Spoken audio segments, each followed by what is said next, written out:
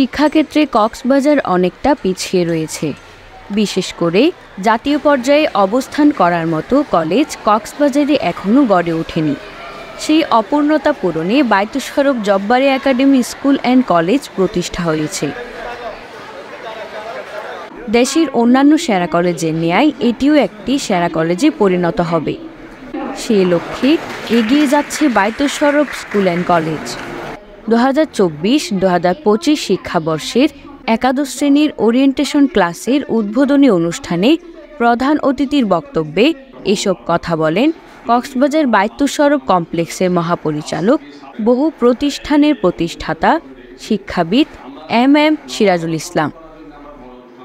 তিনি আরও বলেন, 13 জন শিক্ষার্থীদের নিয়ে শুরু হওয়া অত্র প্রতিষ্ঠান কলেজে উন্নীত হওয়ার মাধ্যমে একটি পূর্ণাঙ্গ শিক্ষা প্রতিষ্ঠানে রূপান্তরিত হয়েছে। এজন্য তিনি মহান আল্লাহ তাআলার কাছে শুকরিয়া জ্ঞাপন করেন। অত্র স্কুল অ্যান্ড কলেজ ক্রীড়া ও সাংস্কৃতিক কর্মকাণ্ড এবং এসএসসি পরীক্ষার ফলাফলে জেলায় শীর্ষে।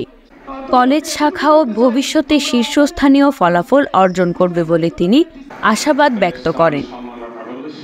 অনুষ্ঠানে সভাপতির বক্তব্যে প্রতিষ্ঠানের অধ্যক্ষ সৈয়দ করিম নতুন ভর্তিকৃত শিক্ষার্থীদের শুভেচ্ছা ও অভিনন্দন জানিয়ে বলেন, বায়তুল সড়কের নীতি আদর্শকে ধারণ করে প্রত্যেক ছাত্রছাত্রীকে নিয়মিত শ্রেণী কার্যক্রমে উপস্থিত থেকে ভালো ফলাফল অর্জনে নিরলস প্রচেষ্টা চালাতে হবে।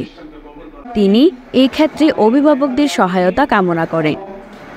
8 আগস্ট একাডেমির শিক্ষার্থী জান্নাত আরা বেগমের পবিত্র কোরআন তেলাওয়াতের মধ্য দিয়ে শুরু হওয়া অনুষ্ঠানে স্বাগত বক্তব্য রাখেন প্রতিষ্ঠানের সহকারী প্রধান শিক্ষক মোহাম্মদ তৈয়ব। বিশেষ অতিথির বক্তব্য রাখেন সাংবাদিক শামসুল হক সাদেক, বায়তুল সড়ক শাহ কুতুব উদ্দিন আদর্শ দাখিল মাদ্রাসার সাধারণ সম্পাদক মাওলানা নজরুল ইসলাম ও সাংবাদিক দীপক শর্মা দীপু। প্রভাষকদের পক্ষে বক্তব্য রাখেন মোহাম্মদ এনামুল হক হাসান, আব্দুল হান্নান, তাকিয়া তানজিদা হুদা ও নুরুল আলম নয়ন। অভিভাবকদের মধ্যে বক্তব্য রাখেন নুরুল আজিম। কবিতা আবৃত্তি করেন প্রভাষক মেহতাবিন তাবাসসুম জাহিন ও শিক্ষার্থী সাদিয়া রহমান ইবনাত। বিশেষ অতিথি হিসেবে উপস্থিত ছিলেন উত্তরণ গৃহায়ণ সমবায় সমিতির পরিচালনা পর্ষদ সদস্য রিদওয়ানুল হক ও একাডেমির সহকারী প্রধান শিক্ষক মোহাম্মদ আব্দুল মালেক কুতুবী।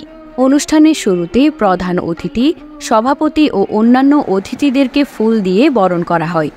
পরে নবাগত শিক্ষার্থীদেরকে ফুল দিয়ে বরণ করেন একাডেমির শিক্ষার্থীরা। অনুষ্ঠান শেষে একাডেমির শিক্ষিকা সোমা দাস ও শিক্ষার্থীদের পরিবেশনায় সাংস্কৃতিক অনুষ্ঠান হয়।